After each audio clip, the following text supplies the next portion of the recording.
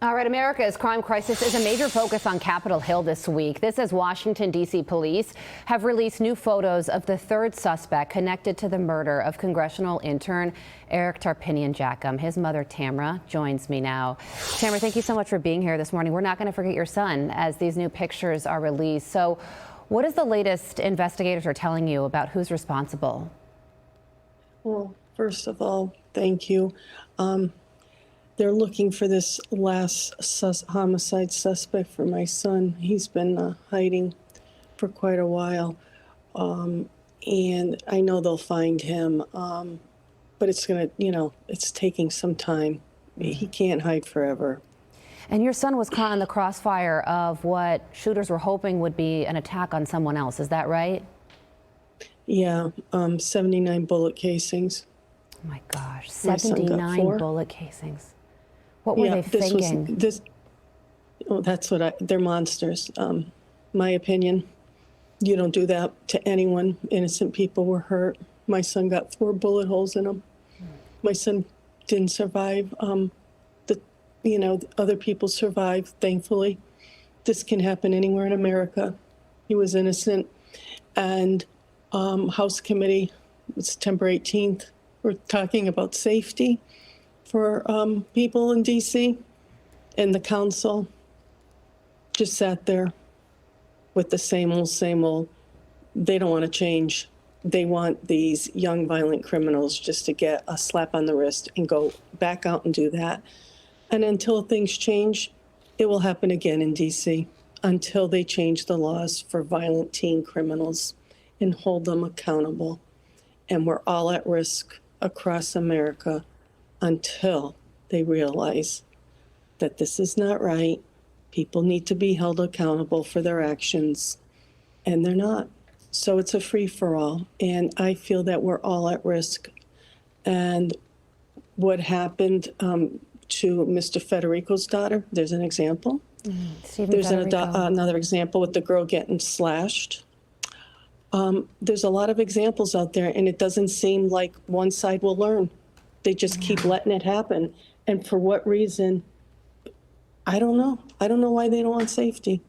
Tamara, I understand where you're coming from. You know, there is a bill making its way through Congress right now that would charge teenagers as young as 14 years old, teenagers who commit serious crimes as adults. It did pass the House. It's awaiting a vote in the Senate. It sounds like that's something that you would support. Is that right? Yes, I would support that, because if you're old enough to hold a gun, and you're old enough maybe to shoot the gun or use the gun to threaten people, then you should be charged as an adult. I mean, if they want to act like men and, women, I'm not saying it's only guys, then hold them responsible. It's not working the way they have. The sad part about it is my son will not be the first. He has not been the first, and he will not be the last that will be gunned down on a street by young teen. There was one in New York. A boy got shot in the head at Dunkin' Donuts. It was rival gangs. He's dead. I think he was 13 years old. This isn't a joke anymore, and I don't understand why people can't work together to come to a common cause. It could be their kids. I don't care if you're a Democrat. I don't care if you're an independent. I don't care if you're a Republican. It can happen to their family, their kids on a college campus. It can happen anywhere. Yeah. And they just don't care. And when I listened to committee last week, a lot of friends were here that are Democrats. One woman almost threw her shoe at my TV. She's like, they're talking about tariffs. They're not even talking about what they're supposed to be talking.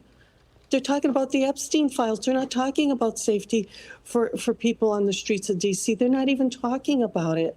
They're holding up signs. She goes, I felt like I was in a second grade classroom with, pointing some of these Democrats. They didn't care. They didn't care about Eric. They don't care about the Logans of the world. They don't care about the Charlie Kirks of the world. They really don't care. They have an agenda, and I don't know what that agenda is to eliminate people in vicious crime. That's all I can think of. And I feel bad for the police officers. They're putting their lives on the line for these people to be let back out on the street where they could possibly get hurt or killed. It's really a problem. And until we face it as a nation and people come around and people band together, it's going to be the same old. And I think anyone, yesterday I saw Miss Cook on TV. Her family member was murdered. She's from D.C. She went in front of committee. She was crying. She was upset. She went to the mayor, Bowser. She went everywhere to no avail. It falls on dead ears. We're going to be speaking. I'm praying that. Yeah, finish your thought, and then we got to run. I wish we had more time. No, I'm just saying that really my son didn't deserve this. The people who got shot that day, the innocent victims did not deserve this in D.C. It was a horrific crime in D.C. And it can happen again. And once the guard leaves, my bets are it will happen unless the council changes their ways. Instead of playing patty cake with these kids. Understood. Do what's right and lock them up.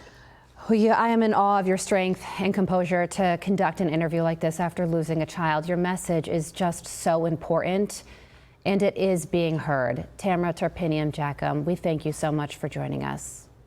Well, thank you for having me. Thank you. Have a good day. You're welcome. We'll be right back.